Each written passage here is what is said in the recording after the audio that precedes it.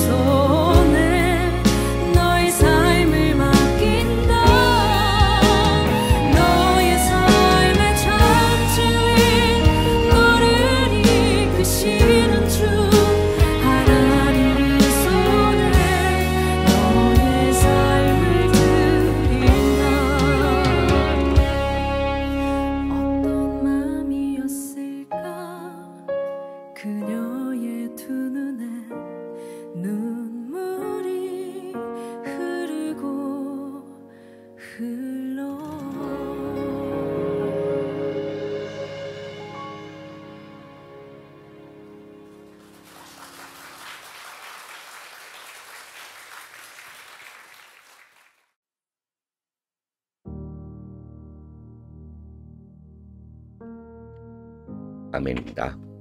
너무 은혜되는 찬양이죠. 모세의 엄마였던 요게벳이 모세를 갈대 상자에 보내는 그 마음 중심, 너의 삶의 참 주인, 너의 참 부모이신 하나님 그 손에 너의 삶을 드린다. 우리 자녀뿐만 아니라 우리 개인에게도 마찬가지인 거죠. 우리의 삶의 참 주인은 하나님이신 겁니다. 우리의 자녀들의 삶의 참 주인도 참 부모도 우리가 아니라 하나님이심을 우리는 늘 고백하고 나아가기를 바랍니다. 오늘 우리 8월 8일 금요일입니다. 오늘 기도처 말씀의 제목은 PK, MK 정체성 회복입니다. PK가 무엇이냐? 목회자 자녀를 얘기하는 겁니다. 그리고 MK는 선교사들 자녀분들을 얘기하는 거죠. 나는 목회자 자녀가 아닌데, 나는 선교사 자녀가 아닌데 오늘 말씀 나와 상관없겠구나. 그거 아니죠. 아닙니다. 우리도 그 수요 예배 때도 우리 함께 상고했었죠. 우리는 만인 제사장인 겁니다. 베드로전서 2장 9절에 베드로 사도도 그렇게 선포하죠. 왕같은 제사장들이요 거룩한 나라요 그의 소유가 된 백성이니라고 했습니다. 바울도 로마서 15장에 보면 복음의 제사장이 되었다라고 되어 있습니다. 우리가 그 직분을 맡았다라는 겁니다. 그죠? 우리는 오늘 기도처 말씀에도 우리 좀 나와 있기 때문에 좀 참고를 하려고 합니다. 그리고 저와 여러분이 이번 주 받은 우리 강단의 말씀의 제목은 한 영혼을 품고 본이 되고 살려라 라는 말씀을 우리 함께 받았습니다. 우리는 스승이 되기보다 우리는 무엇이 돼야 되냐?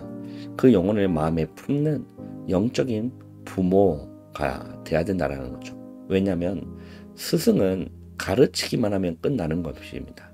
그러나 부모는 끝까지 책임지려고 하는 그 자세, 태도가 담겨 있다라는 거죠. 그래서 우리에게 하나님 붙여주신 그 영혼, 우리는 스승의 위치보다 부모의 자리, 그리스도 안에 1만 스승이 있으되 아버지는 많지 않다. 바울의 고백입니다. 우리가 많은 부모의 그 심정을 가지고 우리가 한 영혼을 품더라도 부모의 심정으로 우리가 사역하시고 기도해 주시기를 바라며, 또 우리는 그 영혼이 우리를 신앙의 본이 되도록, 우리가 그들에게 신앙의 본이 되도록, 바울이 너희는 나를 본받는 자가 되라라고 했어요. 그게 바울이 뭔가 이렇게 완벽하기 때문이 아니잖아요. 우리의 완벽함이 아닌 겁니다. 우리가 하나님 앞에서 바로 서려고 하는 그 마음과 중심이 본이 된다라는 거예요.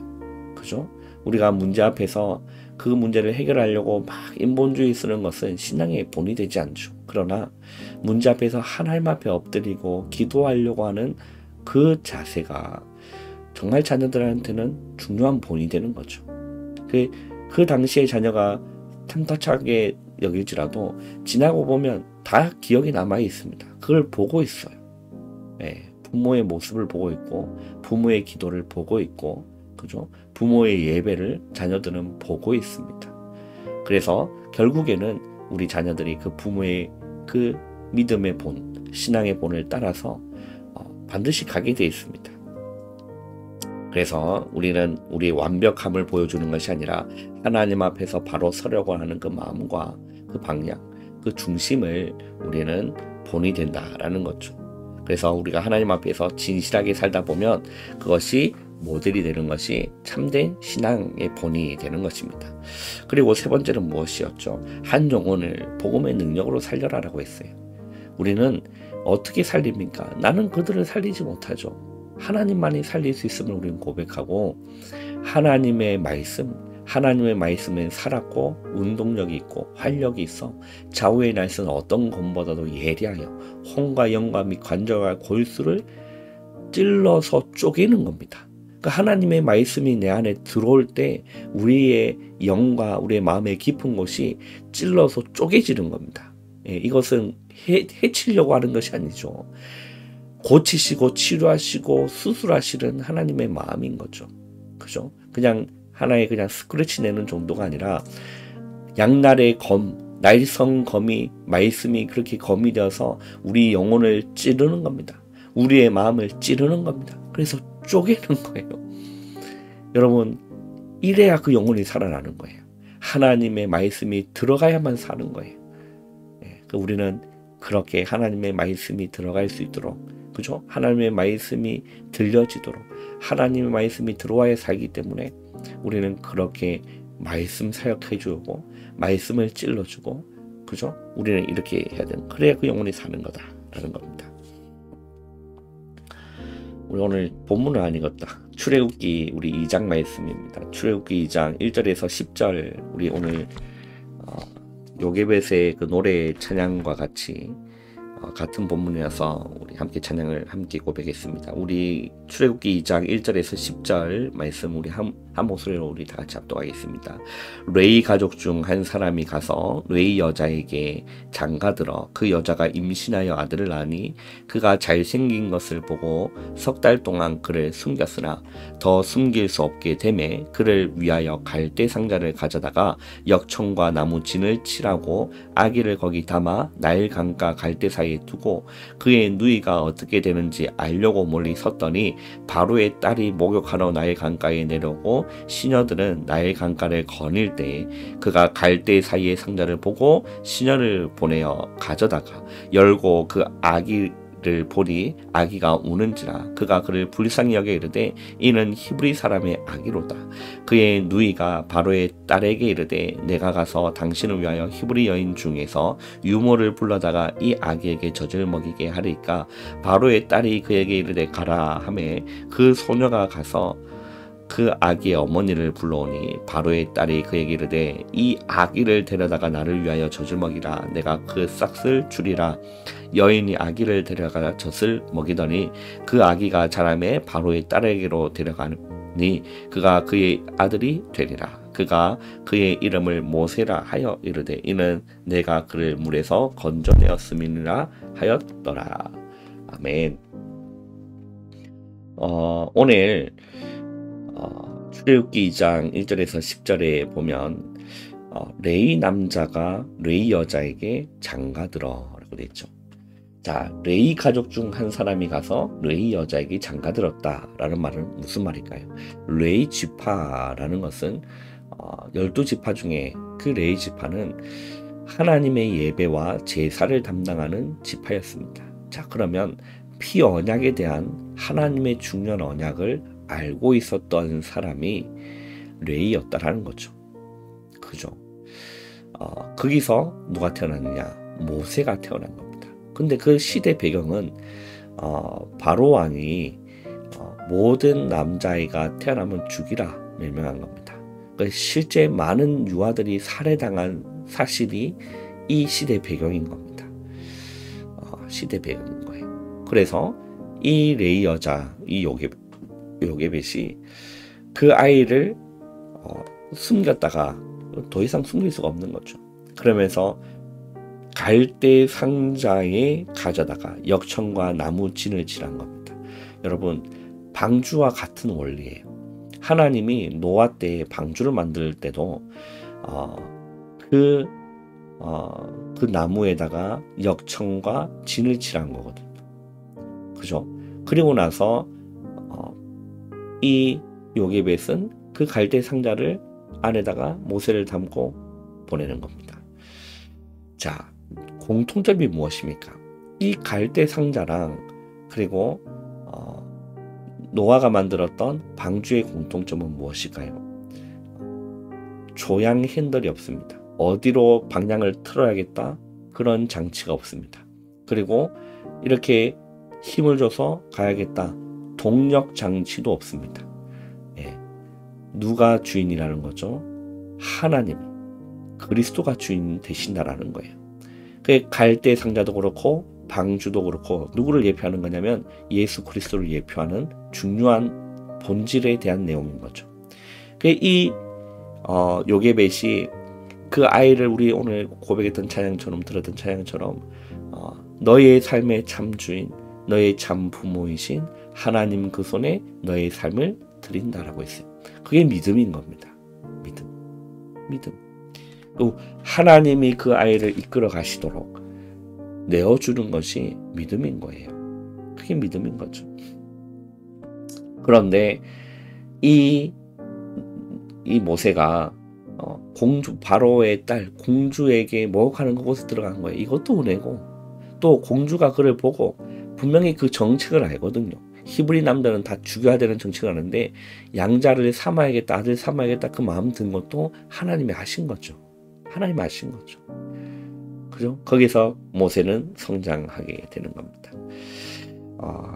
이것이 우리의 정체성인 겁니다. 우리의 정체성. 우리는 어떤 기도를 해야 됩니까? 나를 살리는 기도를 해야 되는 거예요. 나의 뭔가를 이루기 위한 기도는 하나님이 원하시는 기도가 아닌 거죠. 가장 먼저는 나를 살리는 기도를 해야 되는 거예요. 그리고 우리는 하나님의 시간표를 기다리는 겁니다. 그리고 시대를 살리는 영원한 시간표를 우리는 오면 도전하는 거예요. 이것이 우리의 신앙생활의 중요한 밑거름이 되는 거죠. 자, 그러면 첫 번째 우리 한번 볼까요? 구약 시대에는 제사장에게 에봇이라는 옷을 입혔습니다. 그죠? 제사장은 12지파의 이름이 새겨진 에봇을 입고 뭐 했느냐? 24 기도한 겁니다. 하루 종일 그 지파의 그런 이름이 새겨진 에봇을 입고 있는 겁니다. 그게 기도를 의미하는 거예요. 자, 그리고 모든 장막문은 성막을 향하게 한 거죠. 자, 그러면 이거는 구약 시대에 이렇게 했지만 지금 우리에 있는 신약 시대가 있습니다. 그죠? 예수님이 오신 이유를 보고 신약이라고 하는 거죠. 자, 예수님께서는 보좌를 40일 동안 설명한 겁니다. 하나님 나라의 일을 40일 동안 부활하신 이후에 설명하신 겁니다. 그래서 우리는 무엇을 누리는 자가 돼야 됩니까? 이 땅의 배경을 누리는 것이 아니라 우리는 하늘 보좌의 배경을 누리는 거예요. 그래서 아무것도 염려하지 말고 하늘 보좌를 누리는 그 시간에 있으면 되는 겁니다. 그래, 나는 나의 삶의 참 주인은 하나님이시지. 나의 삶의 참 부모는 하나님이시지. 이게 여러분 누리는 시간인 거죠. 그죠?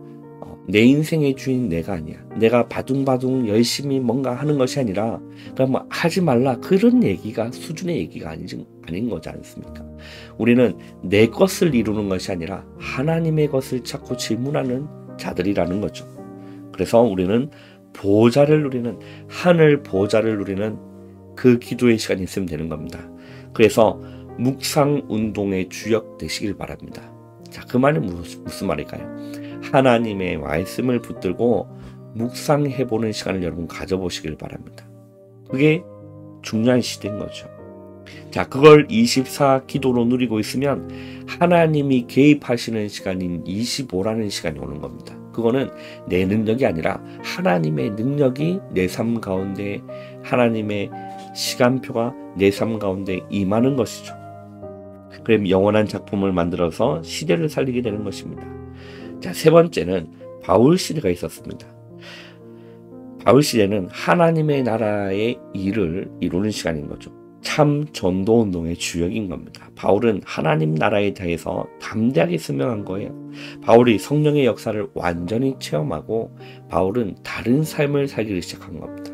원래는 예수님을 믿는 자들을 잡아 죽이는 일에 앞장섰던 사람이 바울이에요. 바울이 고백했던 것이 무엇입니까? 나는 박해자요, 비방자요, 폭행자였다. 바울의 삶이 그래. 이런 나를 살려주신 주님의 은혜를 바울은 일생 동안 잊지를 못하는 거예요. 잊지를 못하는 겁니다. 은혜를 아는 자인 거죠. 바울은 이 복음의 가치가 내 생명보다 더 소중하다 여긴 겁니다. 나의 달려갈 길과 주 예수께 받은 사명 곧 하나님의 은혜의 복음을 증언하는 일을 마치려 하면은 나의 생명조차 조금도 귀한 것을 여기지 아니한다.